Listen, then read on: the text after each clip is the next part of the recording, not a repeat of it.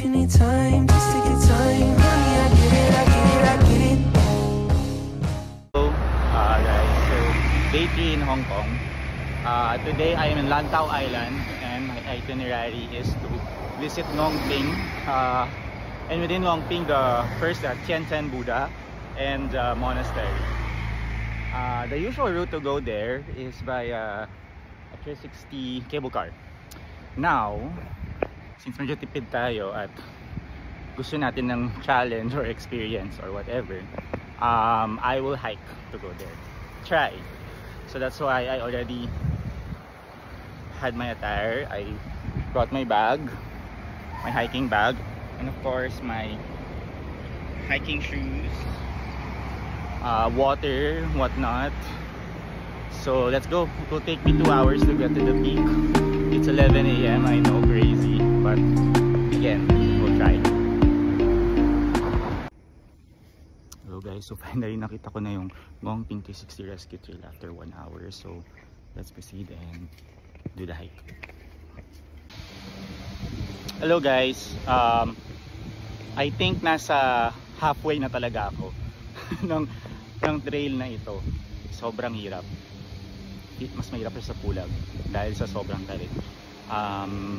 So here, kita na yung mga cable cars. So pwede na ako mag-cable car actually to go to the place, Ngong Ping Village and that Tian Shan Buddha. Pero mahal, parang 1,500 pesos one way. So no thank you. And anyway, gusto rin nating maalog-alog yung katawan natin. Pero medyo, hindi naman tayo nagsisi, pero ang challenging niya. So better be worth it. Anyway, kung makikita nyo dito, malapit na dyan yung Buddha actually. I don't know if you can see it here. So that's our destination. Alright, see you there. Hello, I'm here. It's a success. I'm now here in Ngong Ping.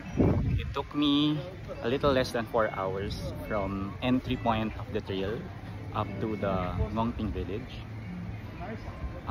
It's a total of 5.7 kilometers. And I dare say it's one of the challenging trails that I've done so far. So yeah, explore tayo.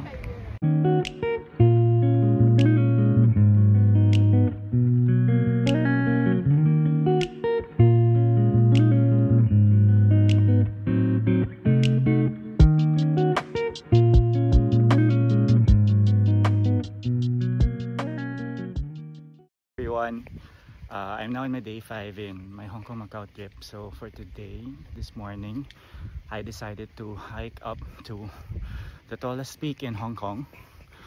It's Tai Mo Shan.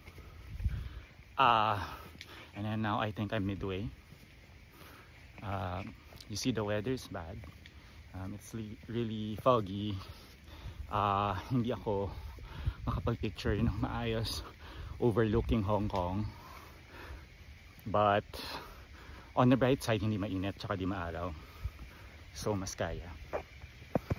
Yun lang. I'll update you soon. Hello. So now I've reached the top of Tai Mo Shan mountain. Behind me is the Tai Mo Shan Observatory. Sadly, hindi tayo makapasok kasi restricted and government official. Pero dito tayo ngayon. Hindi maganda yung view kasi nga maulan. Kaya ito, supposedly kita mo yung Hong Kong dito, pero dahil sa fog and sa ulan, wala. Yun lang. I'm going back na.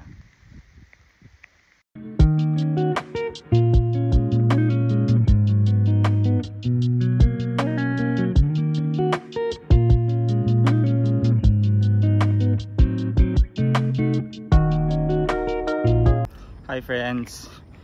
So I'm now on top of Lion Rock. As you see, the weather cooperated today, Friday, and you can see the panoramic view of Hong Kong.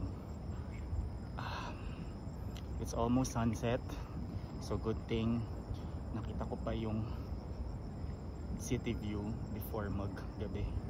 So it's really so nice. I mean, worth it yung hike just to see this beautiful view. See you.